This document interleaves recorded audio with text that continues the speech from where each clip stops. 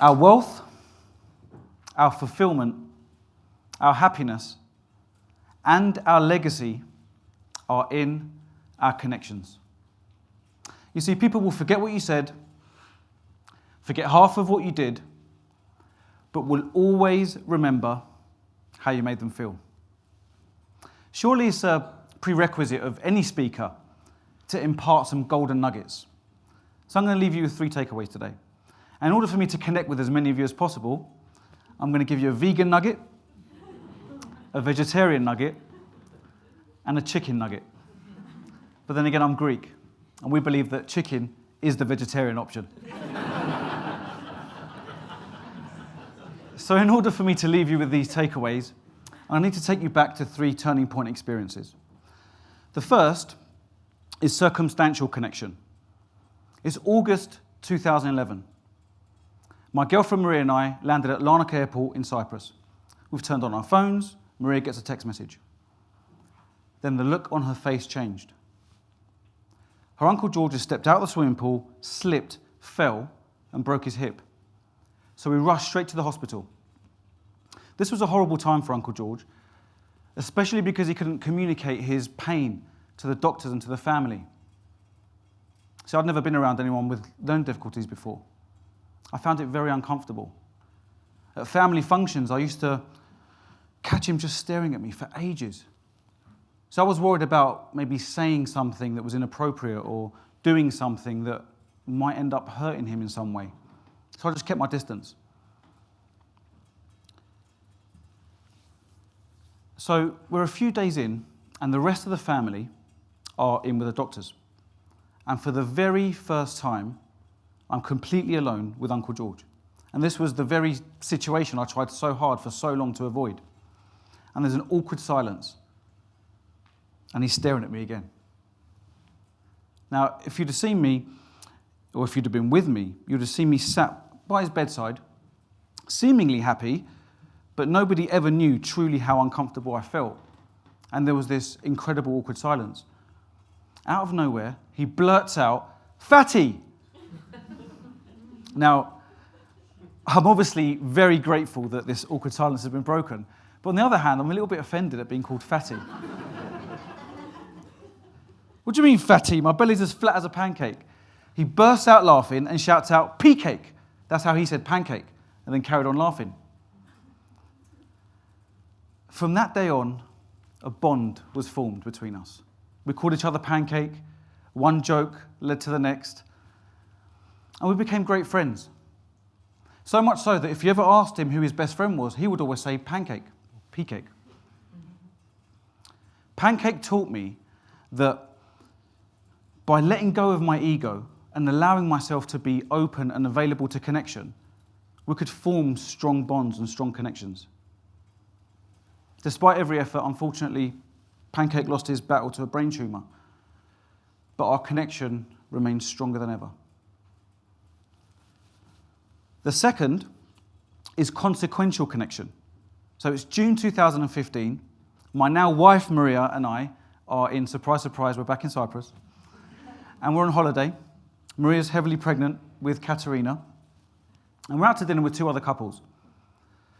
And I receive a FaceTime call from my sister Leah. And it's always nice to get a video call, but it's a bit strange because it's an impromptu video call. So I answer the phone and I walk away from the table so I can hear. And it's one of those dreaded calls. Our mum's been diagnosed with myeloma blood cancer. And then it's August, and Katerina's born. And it's a joyful time, and it's exactly what the family needed.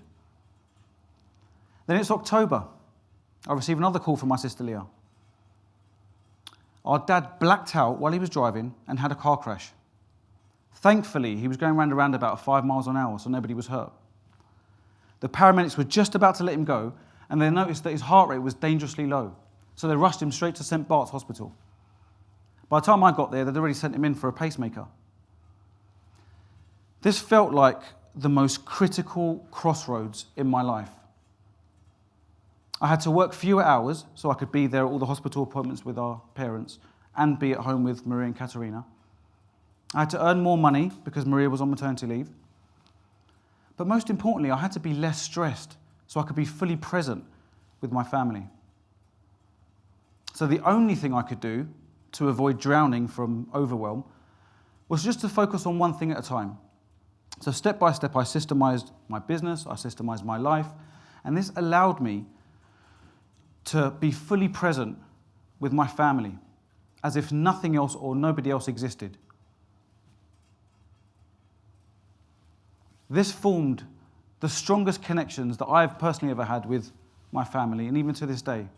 And I'm so pleased to stand here in front of you today and tell you that both parents are doing well, and they're actually here in the audience to support me.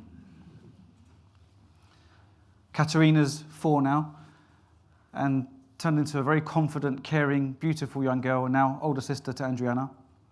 And just for the record, I don't only get bad news phone calls from my sister Leah. The third is conscious connection. So it's May 2018, I'm scrolling through Facebook on my phone, and I come across this post, and it reads, "Thank you to the scum that stole my tools, now I can't provide for my family." This was a post from an electrician called James. James and I belong to the same business networking group. This immediately took me back to when Katerina was born, and this all-encompassing calling to be her protector and her provider. And here James was unable to do the same for his family.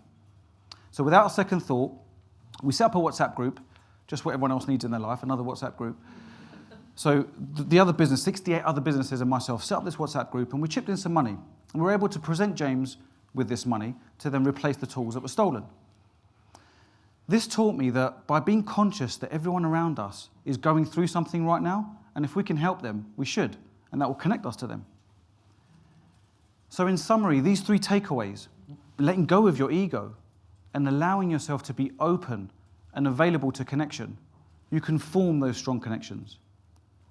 By being fully present and immersing yourself in helping one person, as if nobody else or nothing else exists, you can form the strongest of connections. And by being conscious that every single person around you right now is going through something. And if you can help, you should. Because making a difference in someone else's life is true wealth, fulfillment, happiness, and legacy. And these are in our connections. Thank you.